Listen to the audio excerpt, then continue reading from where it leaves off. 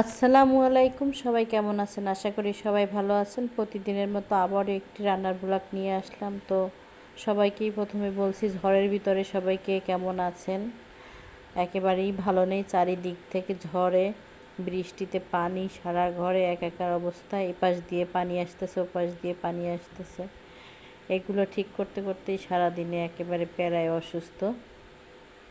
যাই হোক, একটু রান্না বান্না করছি আজকে 2 দিন ধরেই বৃষ্টি হচ্ছে, তো একটু খিচুড়ি রান্না করব, আর সাথে একটু গরুর মাংস, একটু বেগুন ভর্তা, বেগুন ভাজি, একটু আলু ভর্তা। এগুলো আসলে যেটা আজকে বৃষ্টির সময় খেলে ভালো লাগে। আজকে মনে হয় প্রায় ঘরেই একেবারে এরকমের রান্নাবান্নাই হবে।